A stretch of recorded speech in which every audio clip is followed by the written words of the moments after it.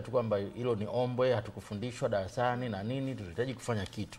Kwa hata ile juhudi ya kubadilisha mtaala, Benki Kuu pia ilichangia pamoja na wadau wengine chini ya usimamizi wa Wizara ya Fedha kuchangia kwenye yale mabadiliko ya mtaala kwenye ile eneo la elimu ya biashara.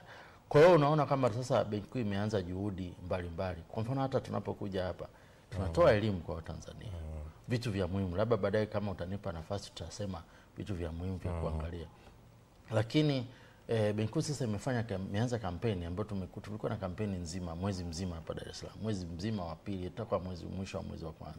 Kutembea mtaa kwa mtaa. Tulifanya road show, imeenda vitongoji vyote Dar es Salaam. Muda kwenye makazi, kwenye masoko, kwenye vituo vya mabasi, kukaa sawa tu kuwafikia Watanzania wana Dar es Salaam wote. Lakini kwa kweli kama watu wameenda mpaka Chanika na kwingineko ndani mpaka Kisemvule, maana yake ni kwamba kazi imefanyika. Kigamboni huku Bunju wapi imekwenda. Kumwambia Mtanzania akope kwenye taasisi salama. Kwa hiyo ni elimu endelevu na tutaifanya kwenye mambo mengi. Ukisikiliza hapo kwenye kukopa kwenye taasisi salama, ukisikiliza pia maoni utasikiliza baadaye ya wananchi wengi wana wasiwasi wao kuhusu milolongo ya hizo taasisi rasmi za kukopa. Nilikwambia hapa anakutana na ofisi inasema mkopo ndani ya dakika 3. Mwananchi anafikiria nianze kupeleka barua sehemu, nipeleke fomu hii na hii na hii. Kuna namna gani ya kupunguza milolongo hii wananchi waweze kuona urahisi pia kwenye taasisi rasmi za kukopa? Kiukweli hata huyo anayesema mikopo dakika 3 inawezekana kweli anatoa ndani ya dakika 3.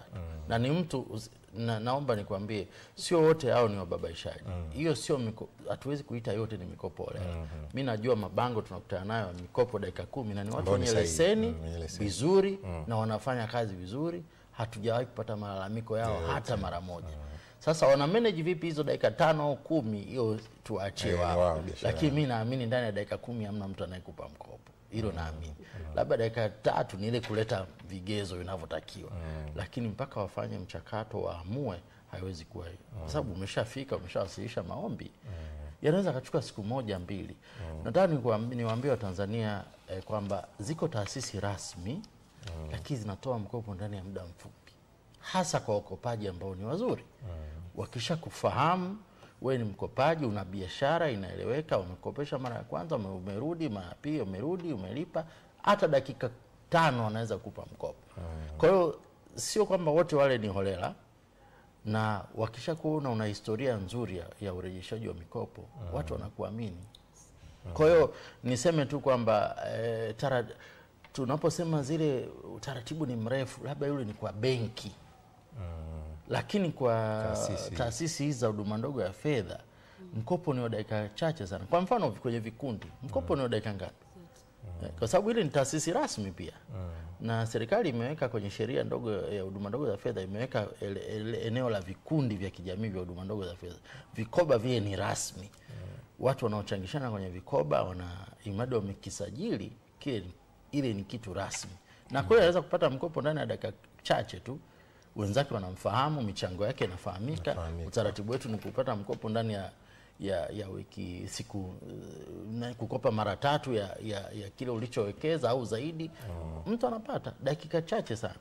Lakini sasa kinachotokea, kwa nini watu wengi wanaogopa hii milolongo? Inawezekana benki hakopesheki kwa sababu amesha historia yake iko sio sawa kule, au hana dhamana ya kuweka. Huku kwingine na mikopo mingi, hana hata kikundi cha kumsaidia kwenye dharura za hapa na pale. Kwa hivyo vitu vimewekwa na Watanzania wanahamasishwa kujiunga kwa sababu vitakusaidia. Mimi najua kuna watu ambao wamebadilisha maisha yao kabisa kupitia vikoba. Maisha yabadilika kabisa. Sawa, Lea, wewe ni mshauri pia wa biashara. Juzi nilikuwa nasikiliza story moja kwenye